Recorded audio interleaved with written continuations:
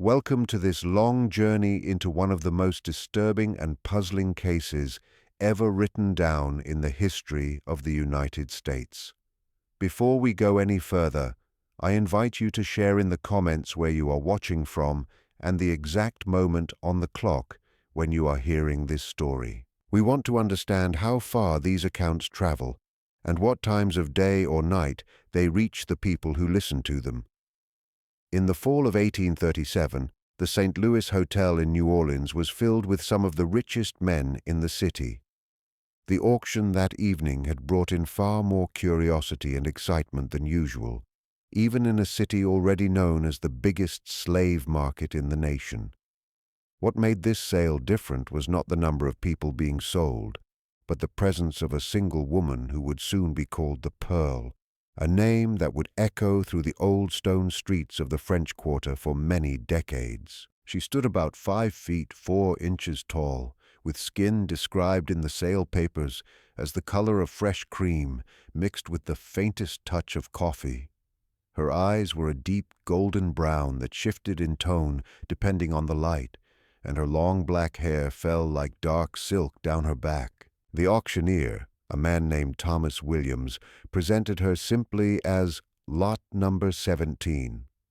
But everyone in the room knew something unusual was happening, and quiet whispering moved through the crowd like the ripples on the surface of the Mississippi River.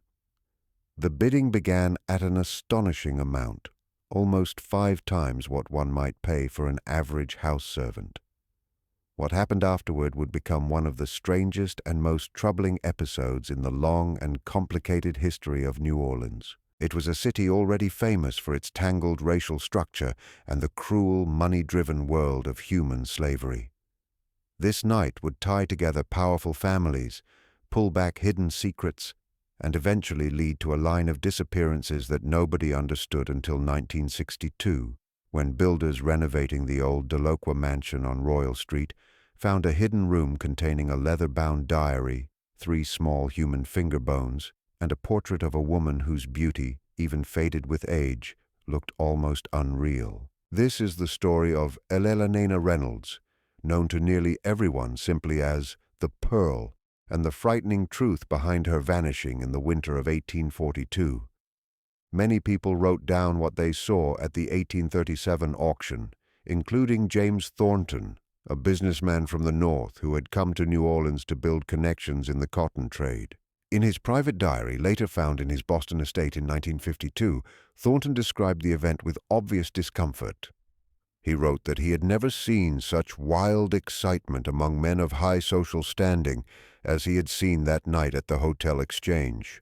The woman being sold was indeed striking in appearance, yet there was something beyond that. He said it was as if the men were driven by a kind of strange devotion, almost like a religious passion, as though owning this particular woman meant something more than simply owning a person. Thornton, of course, had no way to know the complicated story behind the young woman standing on the block. Elena Reynolds had not been born enslaved, nor had she come through the usual paths of the domestic slave trade. According to records from the port of New Orleans, she had arrived only 3 weeks earlier on a ship called the Augusta, not listed as slave cargo, but as a passenger traveling with a merchant named Marcus Bennett. But by the time the Augusta arrived, Bennett was dead, supposedly of a fever picked up in Havana during the trip. Because Bennett carried no free papers for her, Elena was taken by the port officers and eventually put up for sale. All of this was already known. What nobody knew until 1962 was why a woman who seemed so educated and refined ended up in this situation, and why certain powerful families in New Orleans took such strong interest in making sure she never left the city again. To understand what unfolded that winter, it is important to understand New Orleans as it was in 1837. At that time, the city was a mix of cultures, languages, races, and business interests, more complex than almost anywhere else in America. After the Louisiana Purchase in 1803, New Orleans changed from a French and Spanish colonial town into a growing American port where huge profits were made not only in cotton and sugar, but also in the buying and selling of human beings. The city had a three-level racial structure unlike the simple black and white divide that existed in much of the South. Between the two stood the gens de couleur libre, free people of color, many of whom owned businesses, property, and sometimes even slaves. It was a city full of contradictions. Brutal slave markets were held close enough to be heard from elegant opera houses. Local laws controlled the treatment of enslaved people, while high society dances known as quadroon balls created arrangements between white men and free women of color. Appearance meant everything, and a person's fate could depend on a distant ancestor few people even knew about. This fact would be at the center of Elelana Reynolds' strange story. The highest bidder that night was Charles Delacroix, a wealthy sugar planter whose family had lived in Louisiana since the earliest French days. Delacroix paid the unbelievable sum of $7,000, enough money to buy an entire group of field workers, for a woman who clearly had no experience in domestic or field labor. The official sale record was written by a notary named William Pattison. What stood out in the record was that Delacroix demanded she be listed not as a slave, but as a ward who would live in his Royal Street home. What happened after she entered the Delacroix mansion is uncertain and clouded by conflicting stories. The servants, many years later, told a reporter from the Daily Picayune that she was treated not as a servant, but as a guest. She was given her own private room in the family area of the house and provided with clothes suitable for a lady of society, yet nobody ever saw her leave the property. Visitors to the home reported that Charles introduced her as a distant cousin from France who did not speak English well. Household notes show that Delacroix's wife, Isabel, left for her parents' home in Natchez only 2 weeks after Elelana arrived, taking their 3 children with her. She did not return for nearly half a year. During that time, Charles Delacroix closed his house to nearly everyone. He handled all his work through letters delivered by his private secretary. The mystery deepened when, in January 1838, Dr. Samuel Lawrence was called to see Elelana, who was said to be suffering from a constant cough. Dr. Lawrence kept a medical journal, which is now kept in the Tulane University archives. In it, he wrote that he visited a young woman at the Delacroix house who showed signs similar to tuberculosis, though she seemed strong otherwise. What troubled him more, he wrote, was the look of fear in her behavior. When they were alone, she quietly asked him whether he knew anything of what had truly happened to her before she arrived in New Orleans. Before he could answer, Delacroix returned, and she said nothing more. Dr. Lawrence wrote that he prescribed rest and a few tonics, but also wrote that the woman seemed as troubled in her spirit as in her lungs. He was not asked to return. By springtime, rumors about the mysterious beauty in the Delacroix mansion were spreading through New Orleans society. Some people said she must be Charles's secret daughter. Others said she was a mistress he had brought from another country. But the most persistent rumor was that she was connected somehow to the Villars family, one of the oldest and most private families in Louisiana. Henri Villars, the head of the family, had been one of the most determined bidders at the auction before Charles placed his winning bid. The Villars family had made their wealth in the earliest years of the colony, owning large sugar plantations and, according to legend, taking part in privateering during the War of 1812. By 1837, they kept to themselves, rarely appearing in public or taking part in society events. What tied them to a young woman freshly arrived from Havana? That question stayed unanswered for more than 100 years. When the Delacroix Journal was found in 1962, it finally gave some insight into Elelana's life inside the mansion. The journal, written in neat, careful handwriting, began in February 1838. At first, the entries were simple, mentioning weather, books she read, or the meals she ate. But as the weeks passed, her writing grew more emotional, more revealing. On March 11, 1838, she wrote that she had finally been allowed to use the family library, though she was still not allowed to leave the inner courtyard. When she asked why she must remain hidden, Charles only said that it was for her own safety.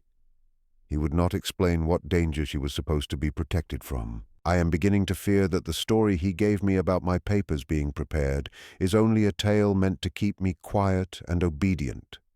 Much later, on April 23, 1838, she wrote that C brought a visitor, an older man named Vaz, who stared at her with such force that she felt he was searching her face for some hidden trace of truth. They spoke together in French, assuming she could not understand, talking about her likeness and her bloodline.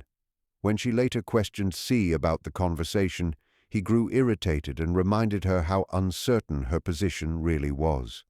Without official free papers, she was still legally his property, no matter what her true background might have been. Her journal began showing more fear as time went on, and it became clear that Elena had realized Delacroix never intended to free her as he had once suggested. By the start of summer, she was already looking for a way out. On July 17, 1838, she wrote that she had managed to reach a housemaid who agreed to bring a message to the American consul's office. She believed that if her mother's story was correct, her birth in Philadelphia should be enough to prove she was a free woman, no matter how she looked. She wrote that she had to move quickly before C carried out his threat to send her to his plantation if she continued resisting him. The next entry, dated August 2nd, had only one short sentence.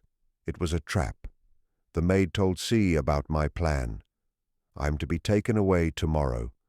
After that, the journal went silent for almost a month.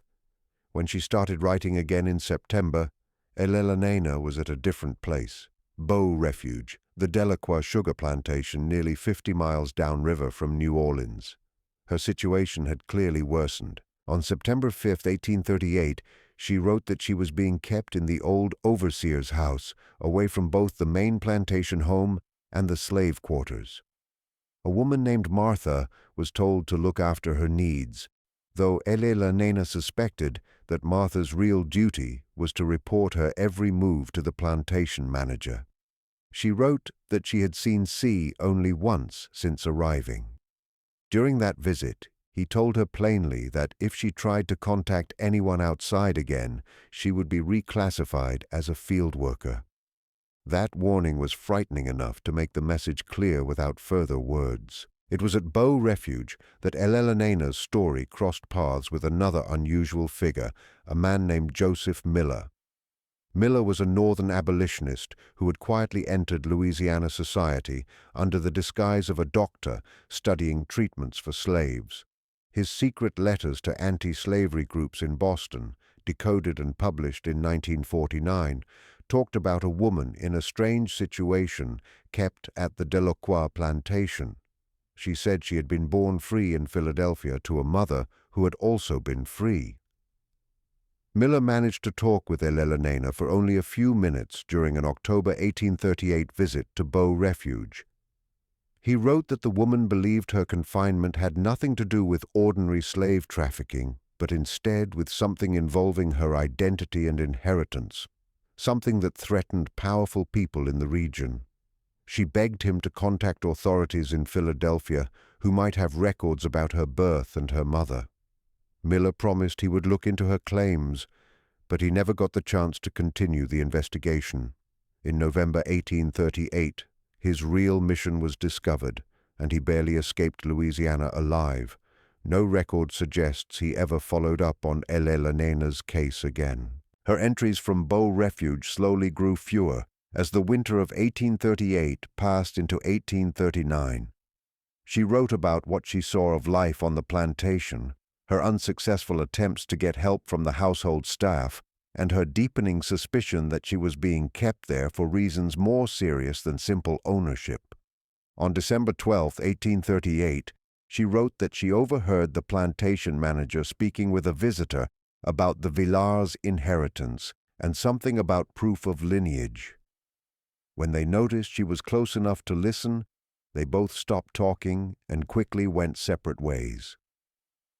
Later, she asked Martha what she knew about the Villars family. Martha turned pale and refused to say more than that the Villars were not people one should cross. Elena wondered what link she could possibly have with them. The story became even more complicated in February 1839, when, according to the journal, she received an unexpected visit from Henri Villars himself, now very old. He came to Beau Refuge without Delacroix's knowledge or permission. On February 26, 1839, she wrote that the old man arrived alone and sent Martha away. He asked her about her mother, especially whether she had carried a gold locket with a ship engraved on it. When Elena confirmed that her mother had worn such a locket until she died, the old man nodded as though he had finally confirmed something important. He then asked whether she knew the details of her father's death. She told him what her mother had always said, that her father had been a French merchant who died at sea before she was born. At this, the old man made a strange sound, something between a laugh and a sigh of grief. He told her that her mother had been a careful woman, perhaps too careful for her daughter's good. Then he left, saying he would return, though Elena was not sure whether to hope for such a visit or dread it. Henri Villars never returned. Only 3 days after seeing her, he was found dead in his study, apparently from natural causes connected to his age. Still, his death set off a complicated legal fight over the large Villars estate, since Henri had no surviving son. His nearest male relative was his nephew, Louis Villars, who immediately filed a claim to the inheritance. It was during this legal argument that the connection between Elena and the Villars family started to show itself, at least through her increasingly scattered journal entries. In April 1839, she wrote that C arrived extremely upset, demanding to know exactly what Henri had told her. When she described their brief talk, C grew even more agitated. He kept asking whether Henri had mentioned any documents, any papers he might have given to her mother. She told him truthfully that the old man had said nothing of the sort. But C searched her room thoroughly before leaving and took with him her mother's Bible, the only thing she had kept from Philadelphia. Inside the Bible were her mother's letters and documents, including her birth certificate. She wrote that she feared she had now lost the only proof of who she truly was. Her final entries suggest that Elena was beginning to understand the whole situation.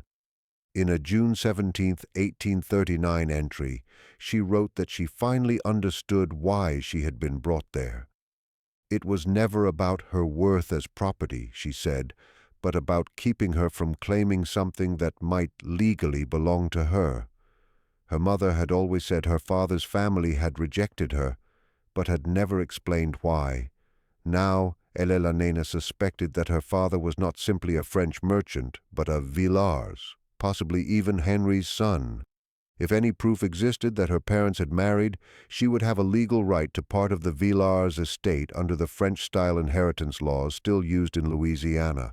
Such a claim would have been shocking and unheard of, as it would mean recognizing a woman with even the smallest amount of African ancestry as the heir to one of Louisiana's most respected white family fortunes. Rumors in New Orleans had long spoken of Henri's estranged son, Jean-Baptiste, who had reportedly fallen in love with a free woman of color in Philadelphia early in the century.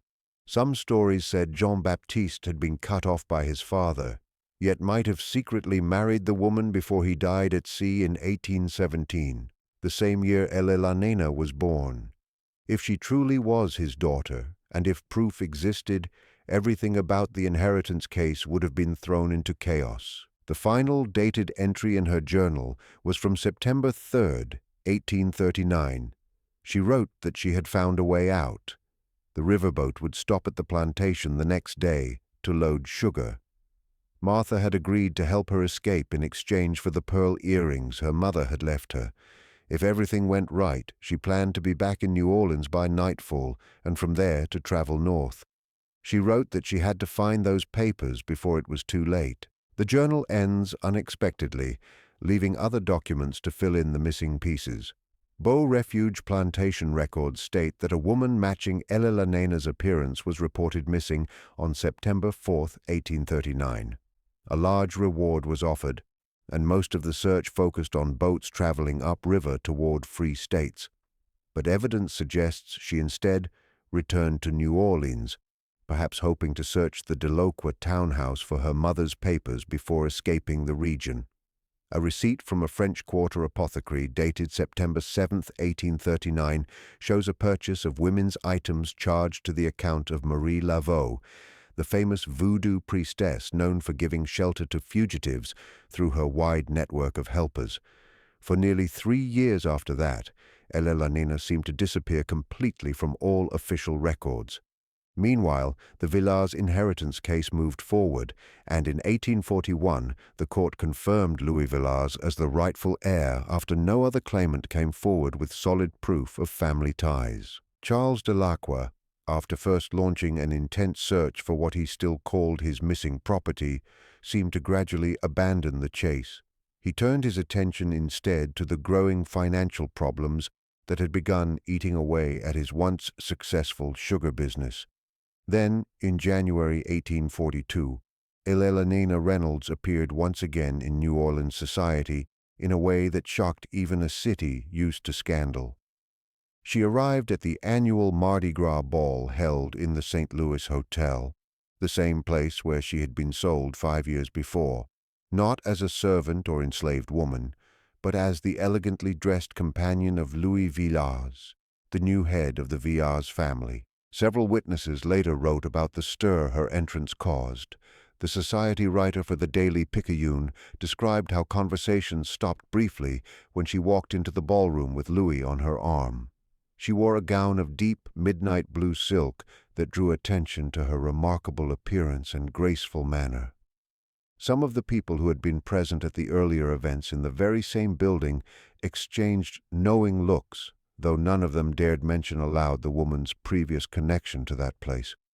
What kind of agreement existed between Elena and Louis Villars is still uncertain. Some historians think he may have secretly purchased her freedom. Others believe something more complicated happened, perhaps involving documents she discovered about her own background, documents that might have given her leverage over the Villars heir. What is clear is that their appearance together broke through New Orleans' strict social boundaries in a way rarely seen, no matter how people tried to classify Elena racially. Charles Delacroix was also present at the ball. According to multiple reports, he became visibly shaken when he saw Elena beside Louis. He tried to approach them, but several friends held him back. Soon after, he left the event in distress. 3 days later, he filed a legal complaint accusing Louis Villars of unlawfully taking what he called property belonging to the Delacroix estate. That complaint was quietly withdrawn within a day. On February 12, 1842, Eleanor and Louis Villars were seen boarding a steamship bound for France. Passenger records list them as Mr. Louis Villars and Ward. They left behind a New Orleans filled with rumors and whispers. They would never again return to the United States. At this point, the documented story might have ended, but events that unfolded at the Delacroix mansion 2 weeks after their departure kept the mystery alive. On February 27, 1842, neighbors noticed strange activity at the usually calm house on Royal Street. Lights burned late into the night, and servants were spotted carrying large trunks out to waiting carriages. By morning, the home was empty. There was no official word about the family leaving. When creditors arrived days later to discuss growing unpaid debts, they found the house deserted, but not in a rushed way. Clothing still hung neatly in closets, books remained on the shelves, and food was still stored in the pantry, as if the family had stepped out expecting to return shortly. Charles Delacroix, his wife Isabel, and their 3 children had vanished without explanation. People first assumed the family had run away from their creditors. But that idea soon gave way to darker theories. In March 1842, the bodies of 2 men were found in the swamplands just outside the city. They were identified as Delacroix's private secretary and the plantation manager from Beau Refuge. Both men had been killed with a single bullet to the head, an execution-style killing. A police investigation began, but it led nowhere. The detective in charge, James Morrison, wrote that those connected to the case seemed unusually unwilling to give information, hinting that forces more powerful than simple criminals might be involved.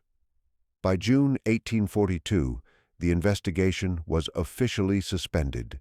For over 100 years, the disappearance of the Delacroix family remained one of the city's most haunting, unanswered questions.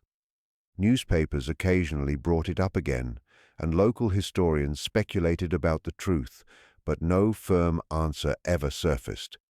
That changed in 1962, when renovation work on the long-abandoned Delacroix mansion revealed the secret room containing Ellena's journal, the 3 finger bones, and the hidden portrait. Her journal shed important light on her captivity under Delacroix, though it ended before her surprising reappearance in 1842. The finger bones, studied by forensic scientists in 1964, were determined to belong to a man who had died roughly 120 years earlier, close to the period when the Delacroix family vanished. Later DNA testing could not give solid answers due to the poor condition of the remains. The portrait offered perhaps the biggest clue. The painting, done in a style used by well-known New Orleans portrait artists of the era, showed Elena wearing an elegant blue gown, possibly the same gown she wore to the Mardi Gras ball. But in 1975, an X-ray study of the painting revealed another image hidden underneath, a family portrait showing a man, a woman, and a small child. Art experts compared the hidden picture with other Villars family portraits and identified the 3 figures as Jean-Baptiste Villars, his wife, and their baby daughter. The presence of this hidden painting strongly supported the idea that Elena was truly the legitimate daughter of Jean-Baptiste Villars and therefore could have had a legal right to the Villars fortune. But the puzzling question remained. Why was this valuable proof hidden inside the Delacroix house instead of in Elena's hands when she left with Louis Villars? Part of the answer appeared in 1982, when a set of letters was uncovered during the organizing of the Villars family papers donated to the historic New Orleans collection. The letters were exchanged between Louis Villars and an unnamed person in Paris between 1841 and 1842. Together, they suggested a far more layered situation than anyone had guessed. In one letter from December 1841, Louis wrote that everything was moving forward as planned. He explained that he had spoken with the subject, clearly referring to Elena, and had described their shared interest in settling the matter quietly. He wrote that she did not fully trust him, but understood the reasoning behind cooperating rather than continuing the conflict. He said that D remained the biggest problem, because Delacroix's financial ties to Henri's past dealings made him unwilling to accept any arrangement that might reveal their earlier business affairs. Another letter from January 1842 said that Louis's lawyer had checked the documents and confirmed both their truth and their legal importance. According to the letter, if those papers had been found during the inheritance case, everything would have turned out differently. However, the private agreement they had reached made everyone satisfied. Elena would gain her freedom and a financial settlement, while the Villars family avoided scandal and major changes to their wealth. Louis noted that only Delacroix remained out of control, but he believed that Delacroix's worsening money problems would eventually force him to cooperate. These brief but revealing letters suggested that Louis Villars had discovered proof of Elena's rightful claim to the inheritance. Instead of letting the information go public, he offered her freedom and compensation in exchange for her silence. This would protect the family's public image while giving Elena what she needed most: independence and security. But Charles Delacroix, who had paid a staggering amount for her at auction, and who likely knew about some of Henri Villars' hidden financial dealings, was not part of the agreement. The letters suggested that he was a continuing danger to their arrangement, either because of what he knew or because of the legal claims he might try to make regarding Elelanena's status. The last letter in the stack, dated February 1842, just before the Delacroix family disappeared, contained only a short message. "The problem has taken care of itself in a most unexpected way. I believe you need do nothing further. We leave on the 12th. Historians and investigators have long tried to understand what really happened in those early February days of 1842. No solid proof has ever surfaced, but many researchers have put together a possible sequence of events based on the clues that remain." When Charles Delacroix saw Elena at the Mardi Gras ball, he realized that the woman he still counted as valuable property had not only fled from him, but had joined forces with Louis Villars. Overwhelmed by money troubles and desperate to hold on to his social position, Delacroix may have tried to use blackmail, threatening to reveal whatever agreement had been made about the Villars' inheritance. Louis and Elena, preparing to leave the country for France, would have had a powerful reason to silence him. The timing, Eleanor and Louis departing on February 12th and the Delacroix family disappearing only 15 days later, suggests that the two events may have been linked. The secretary and plantation manager might have been killed because they had witnessed something at the Delacroix house. The finger bones found years later in the hidden room, although never definitively identified, showed that something violent likely took place. Their presence in the same hidden space as Elena's journal and the concealed portrait pointed strongly to a dark ending for the Delacroix family. In 1968, police records from France were discovered that provided the final piece of illumination in the long unsolved mystery. A report dated May 1842 recorded the arrival in Paris of L. Villars and his companion E. Reynolds, and mentioned that they had settled in a fashionable district, supported by funds from a large bank draft issued by the Villars family's New Orleans representatives. They seemed to live quietly in France for several years before moving to England in 1847. In the 1851 English census, the names Louis and Eleanor Vars appeared in London, with Eleanor listed as his wife rather than his ward.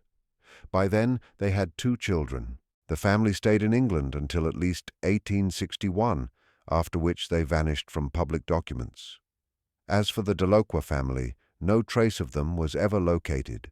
Their abandoned Royal Street mansion stood empty for decades, gaining a reputation as one of the most haunted houses in a city already filled with ghost stories.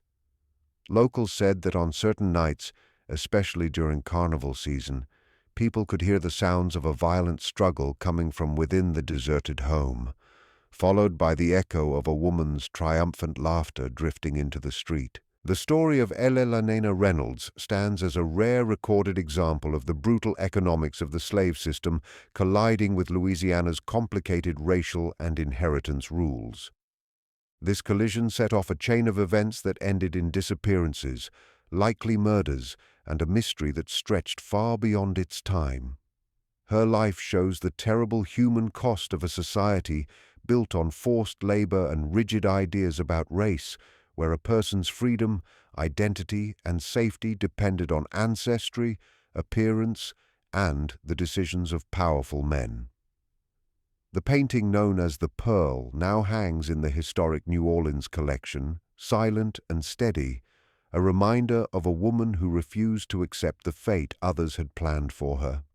Her journal, with its vivid writing about captivity and resistance, has become an important source for historians seeking to understand the hidden experiences of people trapped in the peculiar structure of American slavery. The final note in the museum catalogue that describes Elena's portrait includes a kind of quiet epitaph. It says the painting shows a woman who, through incredible circumstances, managed to navigate one of the most unforgiving social systems in the United States to claim back her freedom and her true identity. What will never be known is the full human cost of her journey. In 1969, during more restoration work at the Delacroix mansion, construction workers discovered a small hollow space underneath the floorboards of the hidden room. Inside was a gold locket holding a tiny painting of a ship at sea. Carved on the back were the initials J.V. and the names Jean Villars, and most likely Elena's mother, along with the date February 20th, 1816, 9 months before Elena's birth. The locket, like Elena herself, traveled between worlds, between enslavement and freedom, between black and white, between what is known and what will forever remain uncertain. It now sits beside her portrait in the museum. Two objects from a story that has continued to weigh on the memory of a city built on deep secrets. The hidden room inside the old Delocroix house has since been preserved as part of the property's historic restoration. Tour guides tell visitors about the mysterious young woman who was once sold at auction in the St. Louis Hotel, her link to one of the city's wealthiest families, and her escape across the ocean to Europe. What they cannot say with any certainty is what became of those who tried to keep her enslaved. Like many of the darkest pages in American history, parts of the truth remain buried under years of silence, half-forgotten stories, and the unwillingness of past generations to speak openly. Perhaps that is fitting. New Orleans is a city built on soft, shifting ground, where the dead lie above the earth because the land is too waterlogged for deep graves. Some secrets eventually rise upward, pushed to the surface by time and chance. Others stay hidden, lingering only as fragments, rumors, and the faint sound of laughter carried on a warm night breeze through the French Quarter. In 1958, nearly 10 years before the discovery of Elena's journal, something curious happened that some historians now believe may connect to her story. An elderly woman named Margaret Wilson arrived in New Orleans saying she was Elena Reynolds's great-granddaughter. She had with her a bundle of letters she claimed had been written by Elena from London between 1852 and 1868. These letters were addressed to a former house servant from the Villas estate, who, according to Wilson, had stayed loyal to Elena even after her departure. If real, the letters revealed that Elena and Louis had indeed married in France, where the racial rules that would have prevented their marriage in Louisiana did not apply. They had lived comfortably on the financial arrangement Louis had secured from the Villas estate. They raised 3 children, who grew up knowing nothing about their mother's painful past in America. Elena had apparently found some peace in her new life, though she wrote about recurring nightmares from her time at Beau Refuge and hinted at a terrible action that had taken place before she left New Orleans. Most striking was a letter dated October 1867 that included a cryptic comment about the Delacroix family's end. "I am still troubled by what L. believed he had no choice but to do that February night," she wrote. "Even though it was thought necessary for our safety, I cannot quiet my mind when I think of the children. L. says they were sent away before anything happened, but I cannot know this for sure, and it weighs on me deeply. If they did survive, they would be grown by now, perhaps with families of their own, unaware of their connection to me or the events that destroyed their household." Margaret Wilson turned the letters into the Louisiana Historical Society for examination, but she died suddenly of a heart attack before the authenticity process was finished. The letters vanished from the Society's temporary storage shortly afterward, and the official explanation later claimed they had been accidentally thrown out during office renovations. No family members came forward to collect Wilson's belongings, and once again the trail went cold. Then, in 1976, a researcher named Thomas Lawrence, who was preparing a full historical study of New Orleans slave markets, discovered shipping logs from March 1842. These records listed 3 children traveling alone from New Orleans to Havana. Their ages matched those of the Delocroix children, though they were recorded under the last name Reynolds. Their guardian was named as Martha Bernard. a name that had also appeared in Elela Nena's journal as the servant assigned to watch her during her years at Bow Refuge Plantation. This discovery supported the suggestion found in the disputed Wilson letters, that the Delocqua children had been saved from whatever fate befell their parents. It also hinted at a level of planning far more thoughtful and complicated than a simple act of revenge or an impulsive attempt to erase witnesses. If Elela Nena and Louis made arrangements for the children's safe travel to Cuba before dealing with Charles and Isabel Delocqua, it suggested a more complex moral decision-making process, one that did not align neatly with stories of pure guilt or pure innocence. Cuban records showed no further sign of the children or their guardian after they landed in Havana. Perhaps they were taken in by one of the many French-speaking families who had settled in Cuba after various political upheavals.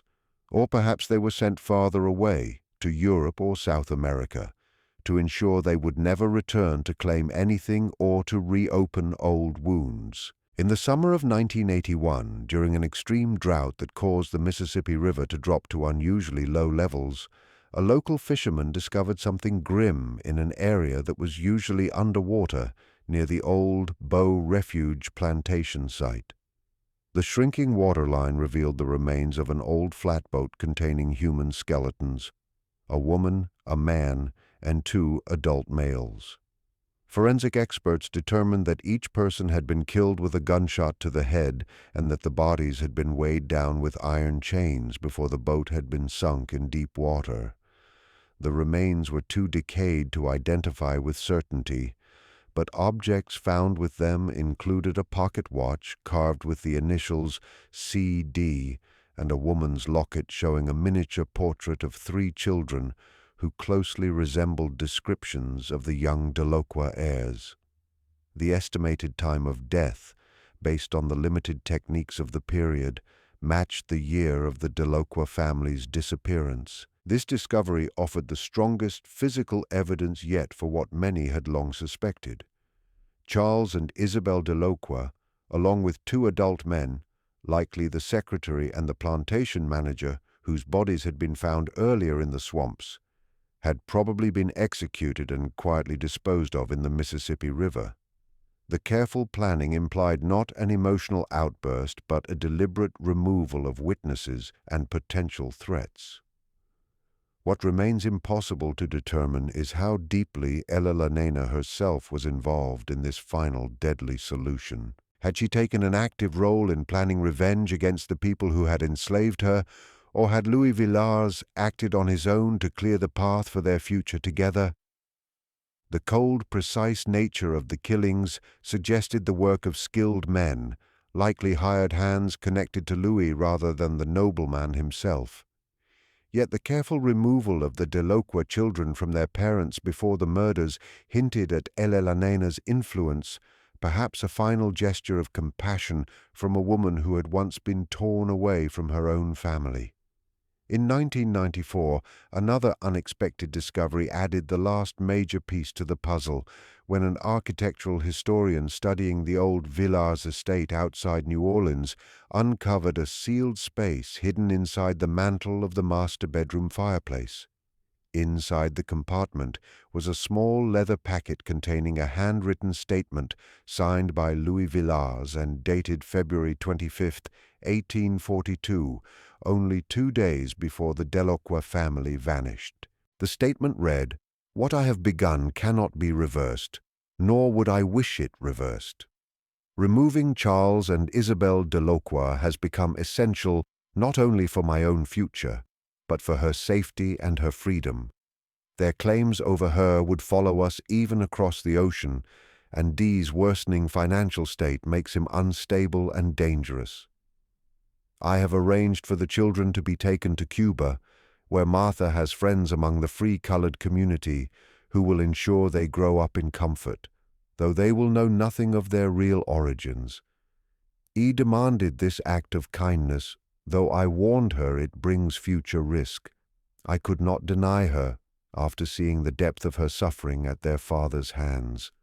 The men hired for the work are trustworthy and have been paid well for both their assistance and their silence.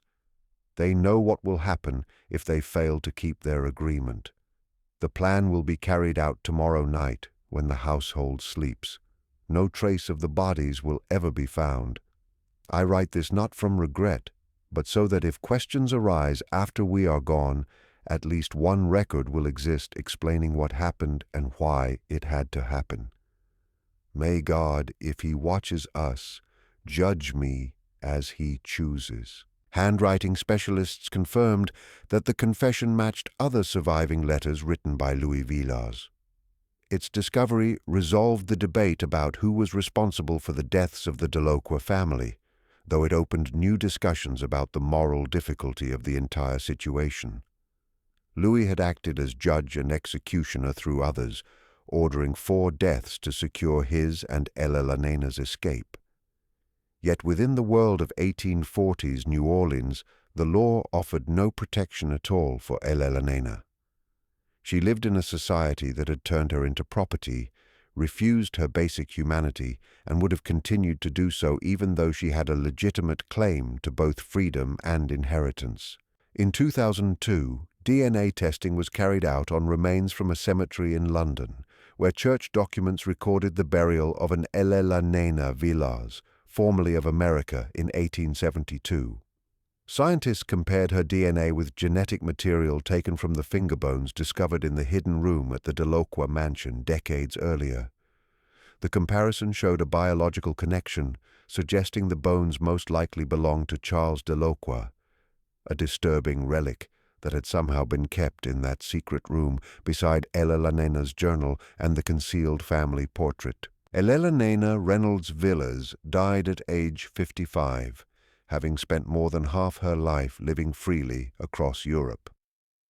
London church notes say her funeral was well attended by family and many friends, showing she had found a new community, and perhaps even a kind of peace in her later years. Louis Villars lived 6 more years, dying in 1878. Their 3 children married into respectable English families, their mother's background and astonishing past apparently unknown to their spouses or to the social circles they entered. As for the Delacroix children, despite decades of searching by historians and by descendants of both the Villars and Delacroix families, no clear trace of them has ever been found in Cuba or anywhere else. They vanished quietly from history, casualties of a world that treated people as property and judged worth by bloodline and color. Their disappearance became another part of the cost of America's peculiar institution, the loss of children whose parents took part in and profited from a system built on cruelty and inequality. The story of Elelena Reynolds remains a powerful example of the strength of a human spirit forced to endure an institution designed to break it. Born to a free woman of color and the disowned son of a wealthy plantation master, she traveled a dangerous path through racial laws, enslavement, and eventually violent liberation. Her journey, from a slave auction in New Orleans to the drawing rooms of London, covered nearly every experience open to a woman of mixed ancestry in the 19th century. Today, visitors to the historic New Orleans collection can see Elelena's portrait, the hidden painting beneath it, and the gold locket that connected her to her true father. These objects, along with her journal, form one of the most complete surviving sets of personal records from a woman caught inside the machinery of American slavery. Yet they reveal only a portion of the truth. The rest lies in the spaces left blank, in the silence that followed the disappearance of the Delacroix, in the unanswered questions about their children, in the missing letters, and in the moral uncertainty surrounding the violence committed in the name of protection and freedom when the law refused both. In more recent times, members of the Villars family established a scholarship for African American law students named after Elelena Reynolds. When they announced the fund, they also offered a formal acknowledgement of her place in the family's history and an apology for Henri Villars' actions in denying her father's marriage and her rightful inheritance. It was a small but meaningful attempt to address the past and recognize the continuing influence of that history on American life and its institutions. The old Delocqua mansion on Royal Street, after passing through several owners, is now used as a small historic hotel. Guests often report unusual experiences. The sound of a woman walking across the floorboards at night, objects shifting from their places, or most often a strong feeling of being watched whenever they stand near the preserved hidden room. Whether these experiences reflect restless spirits or simply the influence of stories told in a city famous for ghosts is left to each visitor to decide. What is certain is that the house once held the suffering of a woman who refused to accept the identity forced on her, who fought and survived, and who ultimately broke through the boundaries set to contain her. Elelanena's journal ends with her preparations to escape, but her life continued long after those words. She transformed herself from a piece of property into a person with full agency, from prisoner to free woman, from victim to, perhaps, someone who took part in vengeance. In this, she embodied the central contradiction of American slavery, the undeniable humanity of people the system tried to turn into things. In the end, the strange story of the Pearl is not only a tale of auctions and hidden rooms, forged papers and nighttime departures, interracial love, or even hidden murders washed away by river water. It is the story of a woman who demanded to write the shape of her own life in a world determined to write it for her. That she succeeded, though at a terrible cost, remains both inspiring and unsettling. It is a layered legacy that still echoes in a country trying to face the long effects of its earliest injustices. As the sun sets over the French Quarter and the lanterns cast their trembling light across the brick streets, tour guides still point out the Delocqua house to curious crowds hungry for ghost tales and scandal. Few realize that they walk each day over ground where human beings were once sold like goods, or that somewhere beneath the muddy riverbed may lie the remains of people deeply tied to that commerce. The river holds its secrets tightly, as does the old city beside it. But sometimes, when waters sink low, or walls are opened or sealed, writings are found. The truth rises upward, demanding to be seen. In those rare moments we see not only the suffering forced upon Ellelanena Reynolds and the cruelty carried out by Charles Delocqua, but the larger brutality of the society that shaped them both. Perhaps this is why visitors still gather in front of Ellelanena's portrait, staring for a long time.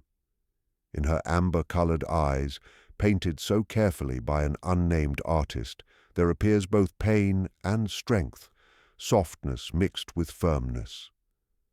She does not look directly at the viewer, but slightly beyond, towards something or someone just outside our sight.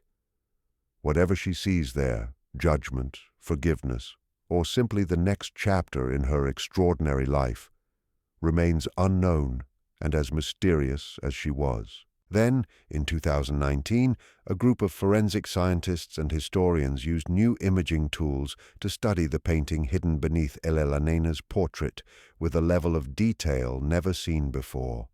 Their findings confirmed much of what had been long suspected. The family shown in the hidden painting was indeed Jean-Baptiste Villars, his wife Marie Reynolds, and their small daughter.